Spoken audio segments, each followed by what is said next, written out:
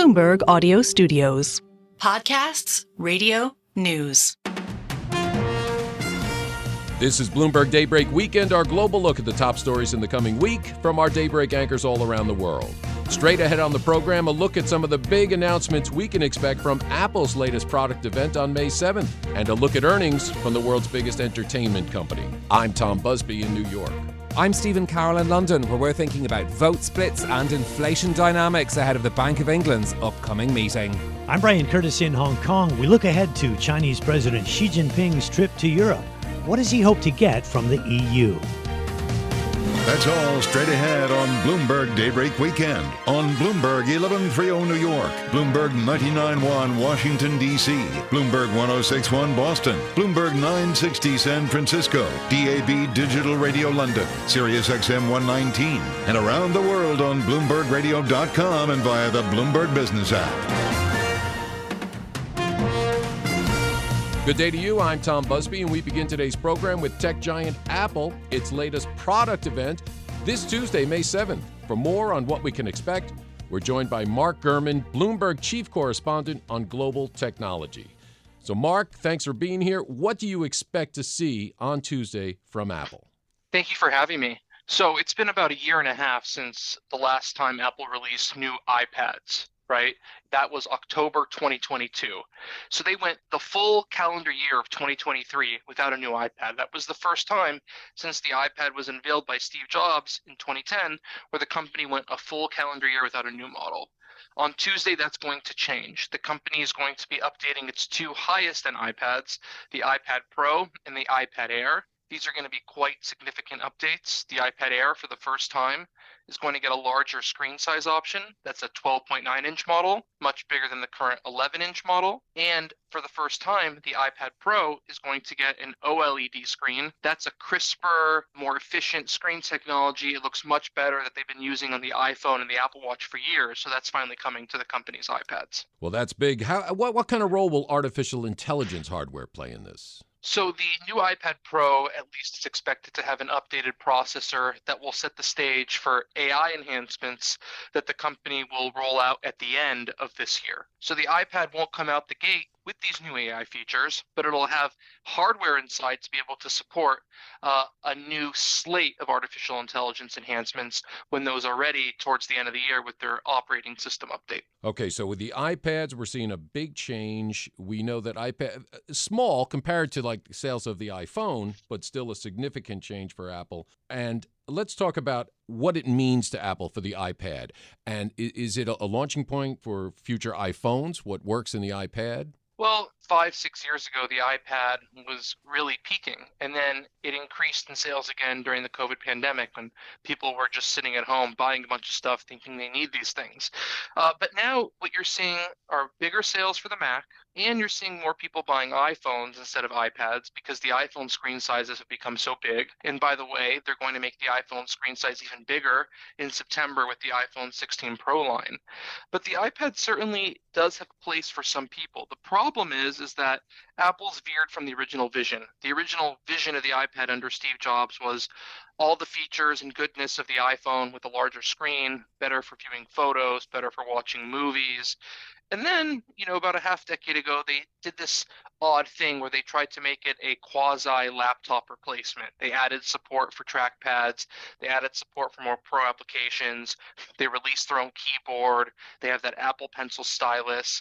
And it's sort of this in-between device, right? It's past the point of being the simplistic future of the computer, and it's nowhere near a true laptop replacement. And that's problematic, being somewhere in between. That's probably the place you don't want to be. And so what they really need to do with these new iPads is pick a direction. We're long gone from the idea of these things just being a bigger iPhone. We no longer want them to be these in-betweener devices. We want them to be true laptop replacements. And with the improved hardware, the better screens, the larger displays in the iPad Air, faster processors, a new version of the keyboard and trackpad case I'm expecting, it makes a lot of sense that these things are going to be better for people who want to replace their laptops. Is there also going to be a new iOS operating system that is included in these new iPads? Well, the version of iOS that's coming with these new iPads is going to be a version of iPadOS 17, which came out last year. That's the current operating system. The next operating system for the iPad, that's going to be iPadOS 18. That won't be announced until June 10th, actually, at their developers conference. That will be the update that includes all those new artificial intelligence features. But that won't be released until sometime around September of this year. And September also when we should see the iPhone 16, you said? iPhone 16 launch should be in September as well, and those will be the larger displays, as well as a new button on the higher end models that you can control the camera, zoom, moving between video and photos from the side of the phone itself versus within the software. Now let's talk about the iPhone for a minute because that sounds great, but you've reported the need to maybe have a more affordable, mass market phone to compete against all these rivals in China and really grow the base of the iPhone. How close is that to a reality? Well, I personally don't think that's going to happen under Apple's current management. You know, they're so strong in their principles. There's no belief internally from at least the management team that they should release a cheaper phone. This is something they've considered over the years. Personally, I think this would be a way to gain market share and push back against the issues they're having in China. It would help them grow in India, potentially build a business in Eastern Europe, other developing markets such as those in Africa and Southeast Asia, Vietnam, Thailand, Malaysia. But I don't think they're going to do it, at least anytime soon. There certainly isn't one in development right now. The idea would be you go to gain market share, make probably no profit on the phone itself, make up for that on apps and other services, subscriptions. And then as the middle class expands in those developing markets, you're able to pitch those people who are already in the Apple ecosystem on more expensive, pricier iPhones where Apple could ultimately make its profit. Oh, but this Tuesday, May 7th, Apple's latest product launch, all about new iPads. And our thanks to Mark Gurman, Bloomberg chief correspondent on global technology. Well, we move now to the entertainment and media company Walt Disney, with Disney reporting second quarter earnings this coming Tuesday. And for more on what to expect, we're joined by Geetha Raghunathan, Bloomberg intelligence analyst on U.S. media. So, Geetha, what are you expecting to see in Tuesday's earnings? Thank you so much, Tom. So Disney actually is just fresh after winning a very, very contentious proxy battle. If you remember that whole showdown that they had with Nelson Peltz. They've gotten through that, and now they are really ready to focus on execution. So there's a whole range of initiatives that they've been working really hard on, which is cost cutting, increasing financial visibility, and also really working hard on kind of reinvigorating their content engines. And we look at this as catalysts. There's already been a change in sentiment, and we're going to continue to see that change in sentiment play out as they report their fiscal second quarter earnings. There's a lot of things to kind of look to. I think the two major things are, of course, going to be the parks business, where they've kind of guided to low teens growth in operating income, as well as the streaming business, where we are almost, Tom, on the brink of profitability, and that should really get investors excited. Well, that's a big change. How has the return of Bob Iger really helped Disney in this direction, whether streamlining operations, more cost-effective, or just taking charge? Yeah, I mean, he's been instrumental, Tom, in kind of really righting the ship, if you will, here. So obviously, when he came back, things were pretty messy, especially with regards to kind of the whole content pipeline and just, the whole series of missteps with their content, whether it was on the film side or even on the TV series side. Obviously, those things take a little bit of time, but I think what he has really managed to do quickly is to articulate a strategy with, the streaming business front and center, cost-cutting initiatives. They first started out with about $5.5 billion in cost savings per year. They've kind of then upped that to $7.5 billion. And then just overall kind of making sure that the business is on a really strong footing. So if you kind of look at Disney, yes, we tend to focus a lot on the TV networks, ESPN, and maybe some movies and then the studio. But if you actually look at the business profile, 70%, 65 to 70% of Disney's profit comes from its theme park business. And so what Bob has done, obviously, is they've kind of articulated a plan now to really reinvest in that business. It's $60 billion that they're going to spend over the next 10 years. And then with regards to the rest of the segments, kind of, again, make sure that, content, of course, is kind of the lifeblood here at Disney. So just kind of make sure that they have a strong content pipeline, which will then feed into everything else. Well, that 70% of revenue at the those theme parks never seem to be without tons of people. So that's good news. But let's go back to what you said about the streaming services and being close to being profitable. I know that Disney just made a deal with Kroger, the nation's biggest supermarket chain, for Disney Plus. What can you tell us about that?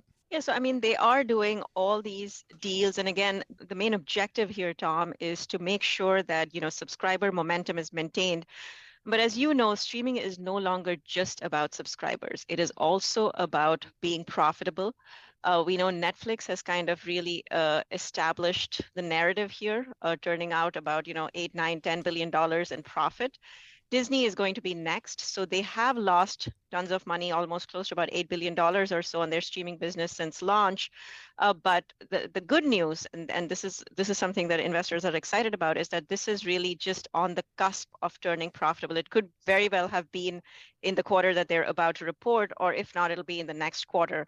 And the idea here is that it is going to keep getting more and more profitable. And we have a lot of catalysts on the horizon. So yes, you have subscriber growth, but I think more important than that is, price increases, which they are definitely going to implement going forward. And that will be bolstered by a really good content pipeline.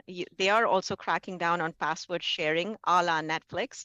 And then, of course, they have the ad tier. And then with the integration of Hulu, you have multiple positive elements that are really kind of going to get this virtuous cycle going. Do you think there's going to be any update on the sports streaming partnership with Fox and Warner Brothers that was talked about a few months ago? Yeah, that is actually supposed to come out sometime in the fall. There have been, a couple of regulatory issues surrounding that. Probably. I mean, I think they are definitely going to be asked how far along they are in terms of the infrastructure and the setup, and if they're ready to kind of show a test version of that, which I'm sure they are, given that upfronts is coming up pretty soon. Now, one last thing I want to ask you about is the studio division. Still suffering, like all of Hollywood, from those twin strikes last year. What can we look forward to?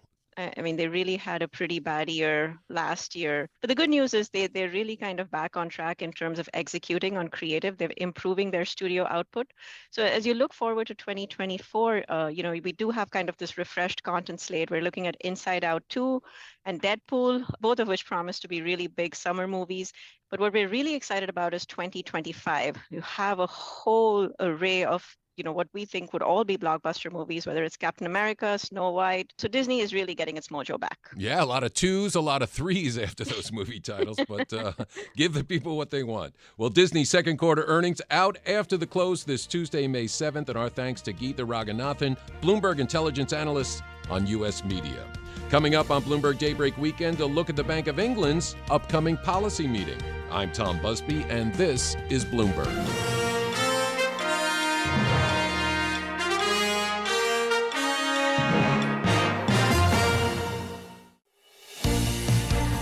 This is Bloomberg Daybreak Weekend, our global look at the top stories for investors in the coming week. I'm Tom Busby in New York.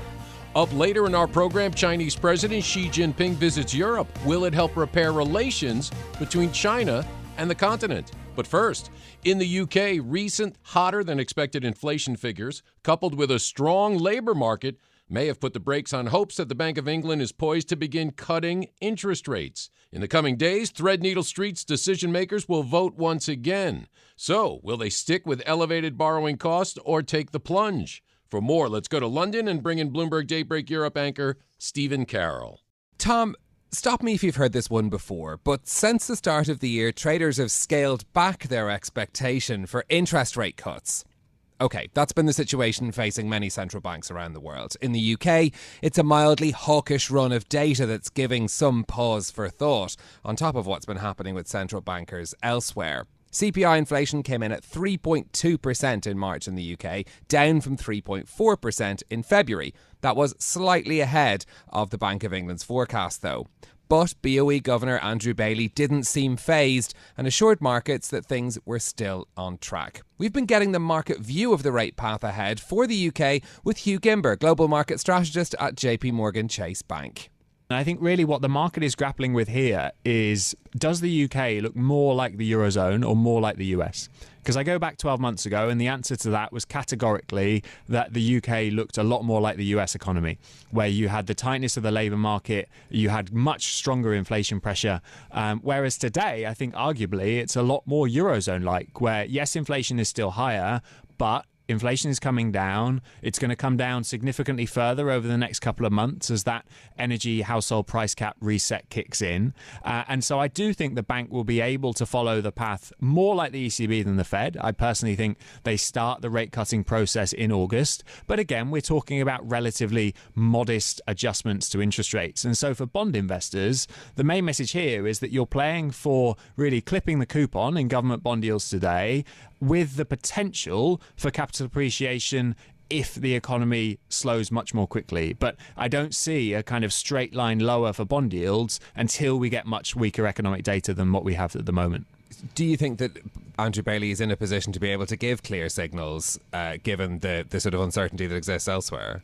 No, but then let me, if I may, flip your question the other way around and say, well, should he be giving clear signals? No, he shouldn't, because all central bankers are struggling to read the inflation data, just as markets are, trying to predict over the next 1-2 months, are we going to get 0.3s or 0.4s is nigh on impossible in this current economic environment. And so I think the right approach for central bankers today is to take stock of the incoming data that they've seen, but try to keep that medium-term view, because they're trying to set policy here over the next 12, 24, 36 months. They shouldn't be swung around by just what the last 1 or 2 weeks of data has been telling them.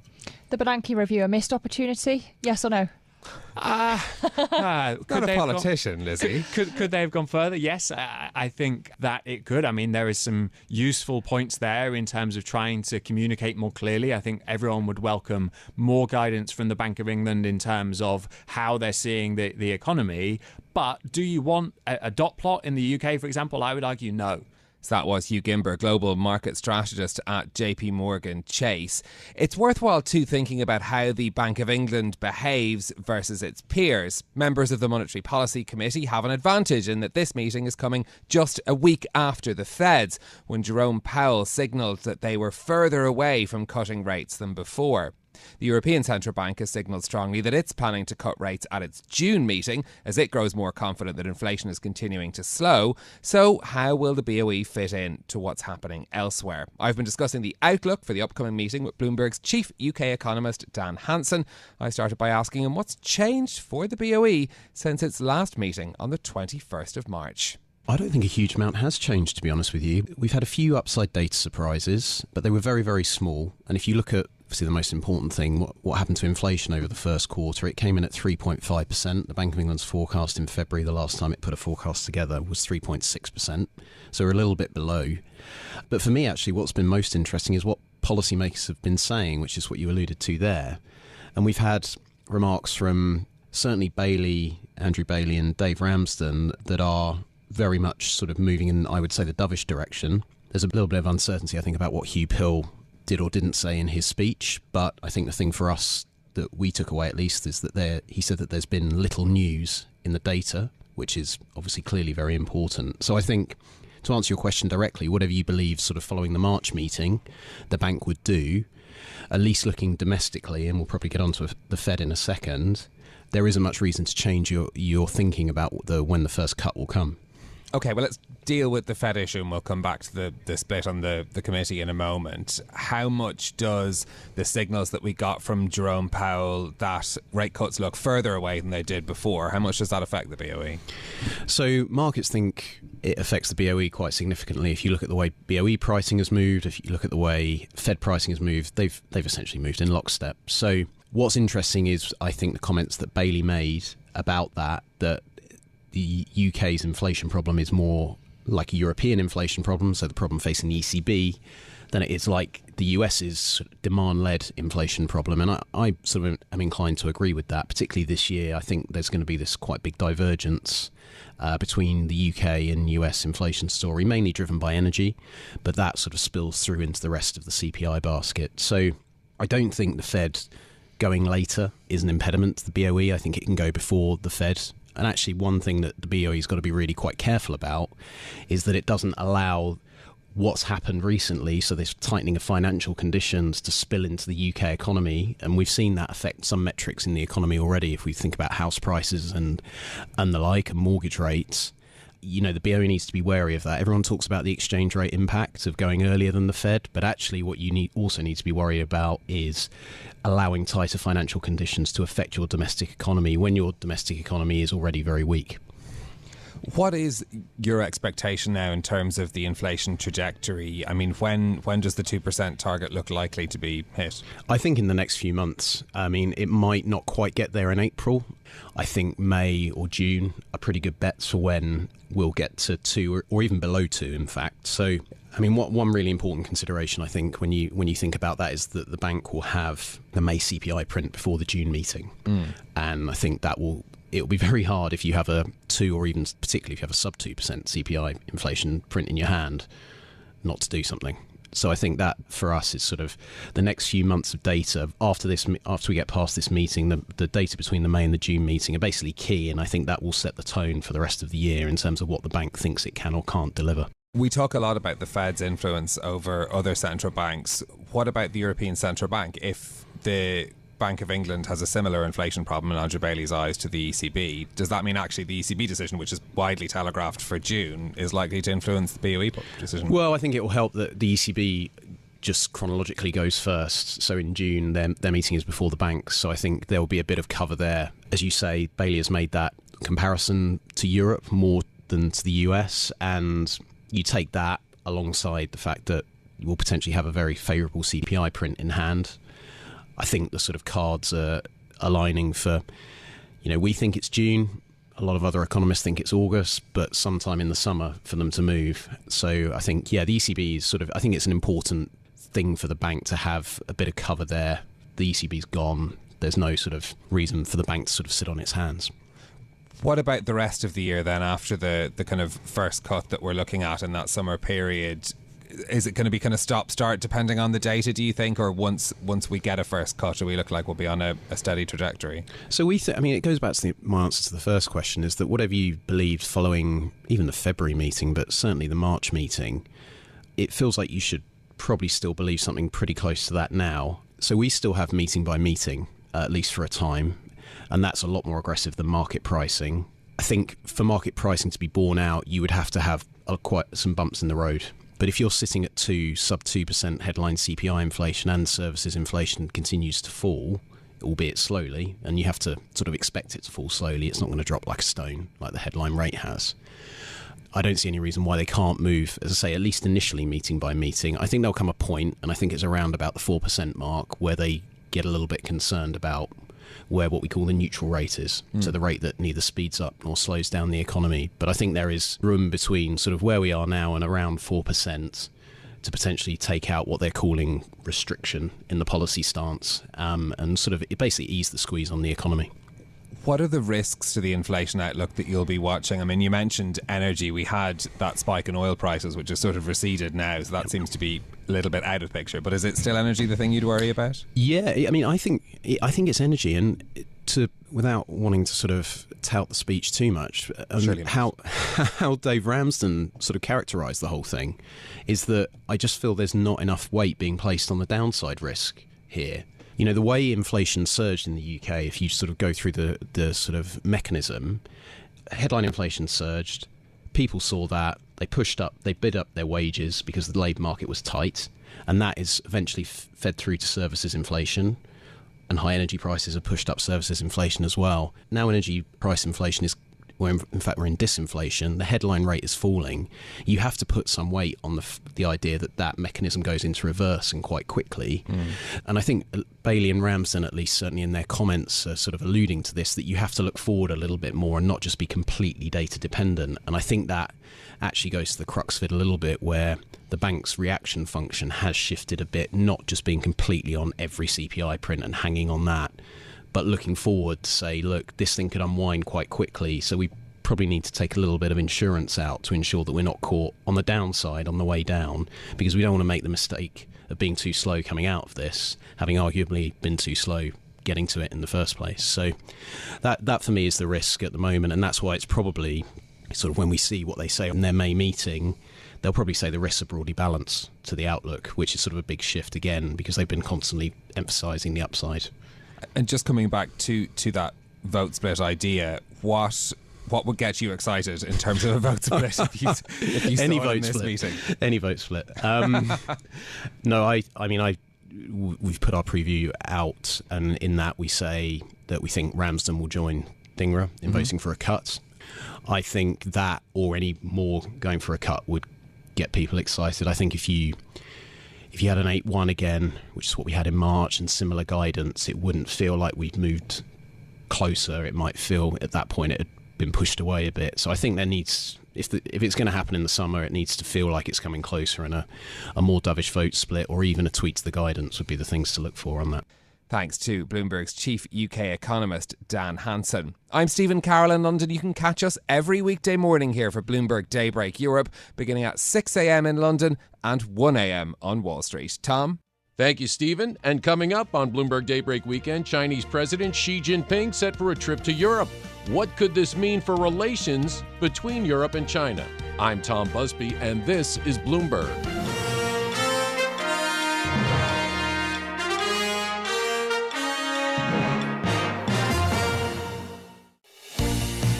I'm Tom Busby in New York with your global look ahead at the top stories for investors in the coming week.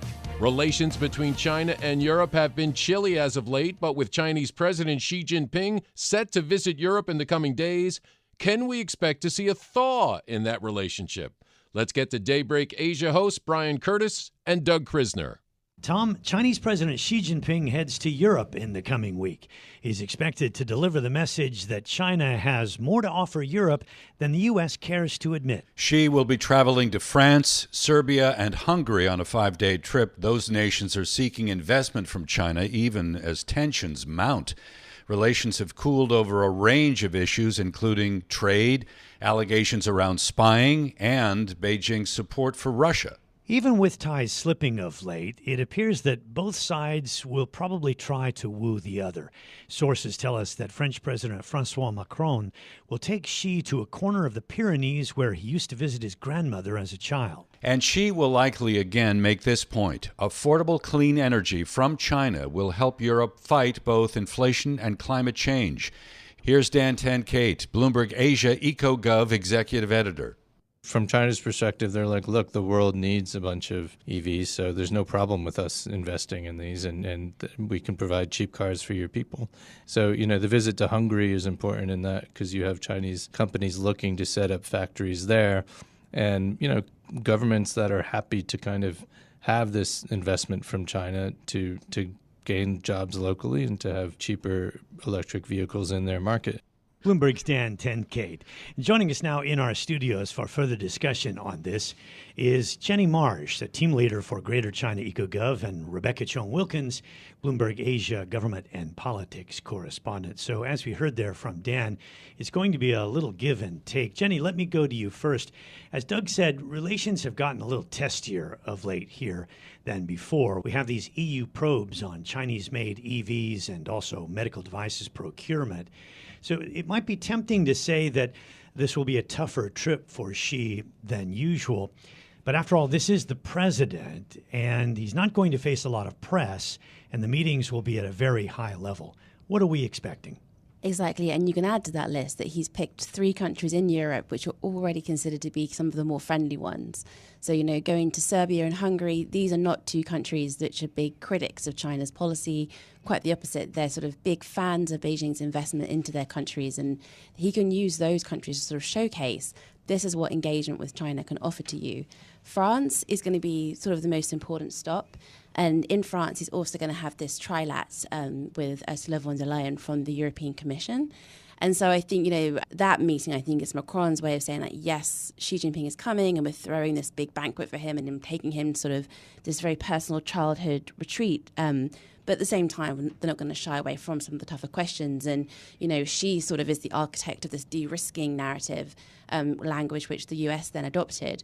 So I think in that trilat in France on the first day with Macron and von der Leyen, you're going to expect the toughest probably conversations he'll have during that trip on China's industrial policy, on Xi Jinping's continued support for President Vladimir Putin, despite, the war in Ukraine grinding on and sort of, this propping up Russia's war machine, something which has been really pivotal in changing the shape of the China-Europe relationship in a way I think that people and officials in Beijing didn't really grasp at the beginning how consequential that was going to be. So, I think, yes, he's going at a time when probably relations between Europe and China have never been, or in decades haven't been quite so testy, and distrust is growing. But he's carefully curated this itinerary, I think, obviously to serve his interests best and sort of promote the narrative that he wants to tell on this trip. What about what Xi may be attempting to do in terms of U.S.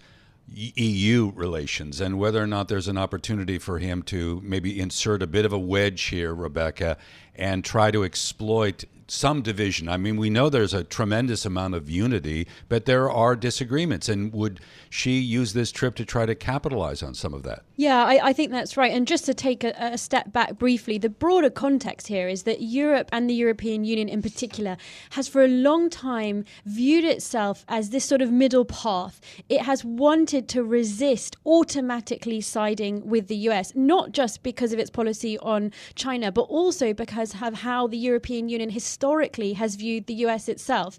It has not wanted to just automatically throw its weight in. But the Biden administration has worked hard to get its allies and partners on side to try and build consensus when it comes to taking a firmer stance on China, including, for example, picking up that de-risking language, moving a little bit, or showing at least a little bit of give and take with the European Union stance there. But we have seen this steady drumbeat of probes and investigations into Chinese industries via the EU, and that has essentially taken EU policy much closer to the US. Well, the inroad on cars, too, by China seems to have made a big difference. You've got this probe that's underway, and BYD has a plant coming in Hungary. We understand that it will take about 3 years to be completed.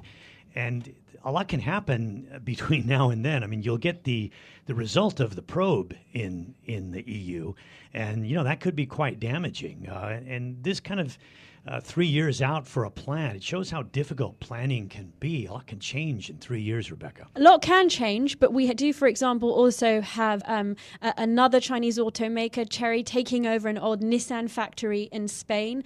We think potentially there could be announcements of more such car factory plans in Europe during this trip. So while China is still waiting to see the results of that probe, a probe which was actually backed by France, it's worth mentioning, China is still working very hard to try and at least prove that there are benefits, as Jenny points out, if you do engage. And the fact of sort of going and opening factories in European countries, creating jobs, driving some economic growth, may try and it may ease some of those tensions and some of those anxieties. But it certainly is hanging over, I think, many Beijing companies' heads at this moment. It's worth saying too, though, that Beijing has very actively engaged in the debate over overcapacity with the Europeans. So, for example, these long comments from Li Qiang and President Xi Jinping when German Chancellor Scholz was in the country, quite different from the more sort of standard and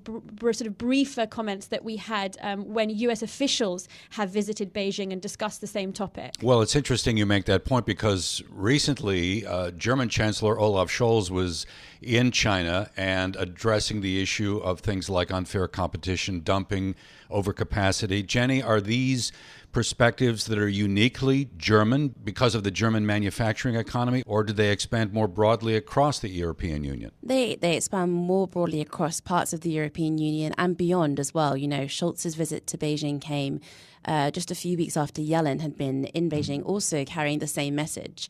And the US Treasury Secretary warned Chinese leaders at the time that the concerns that the US has on Chinese overcapacity are shared by lots of countries around the world.